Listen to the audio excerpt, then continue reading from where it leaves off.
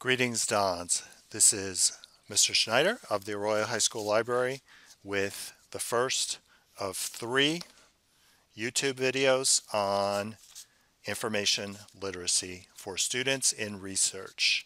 In part 1, we're going to discuss the difference between databases and search engines and why a professional database like our Gale Cengage is much better than a random Google search.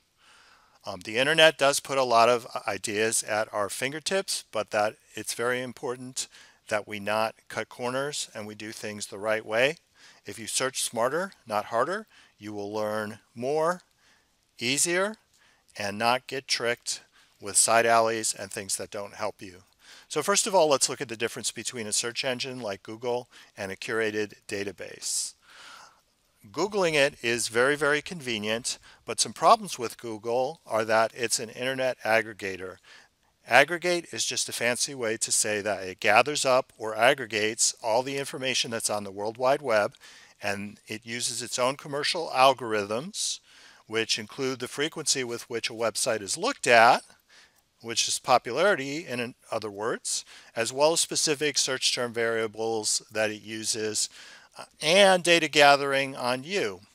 That creates problems because you don't always get the best stuff. You get the stuff that Google wants you to get, which may not be the best. As you also may know, for many, many Google searches, you're going to get a general search with commercial advertising links at the top to make money, and so that may not help you as well.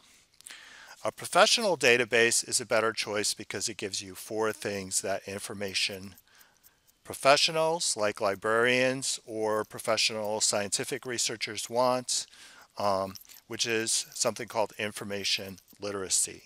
Databases are curated. Because the district pays for a database, we get better quality because it's not making money by tracking you, it's making money by getting paid for being good. A database that is curated by professionals choosing the best stuff that will help you is comparable to the difference between a 5-star, 20,000 patron Yelp review restaurant versus your local McDonald's, which is more like Google.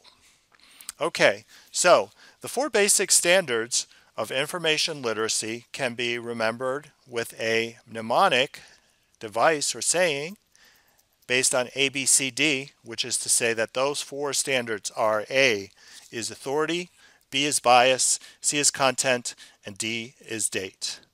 Briefly then, authority means what level of respect or prestige does a source have? And a ready example that many students will be aware of is the New York Times is generally considered the best newspaper in America. The Washington Post is a close second. The Washington Post brought down President Nixon after the Watergate scandal by investigating burglaries during his campaign. These are the 2 best and most prestigious newspapers in the U.S. They therefore have authority and are often cited by other sources.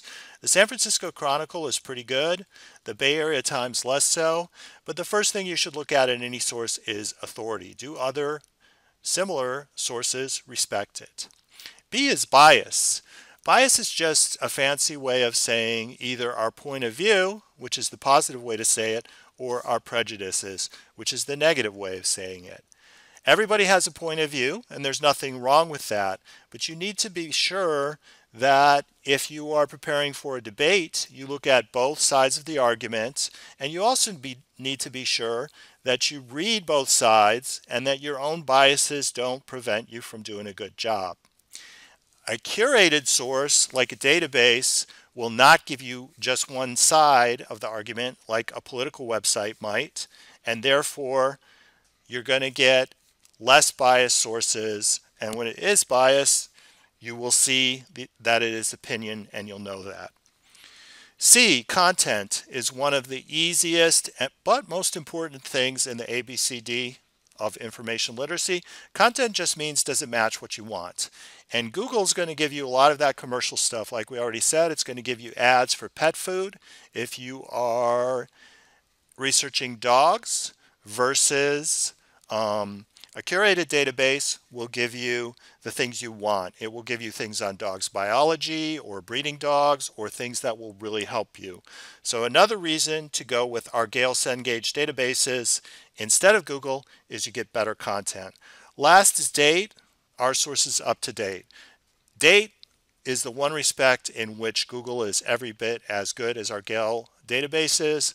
The Gale databases are updated every day, as you'll see when you do your citations, and so is Google. So that's the one respect in which they are both equal. That's part one of this. In part two, we will get to working directly with the Gale database, but now hopefully you have some idea of why the databases are a better resource than Google. Thanks for your time.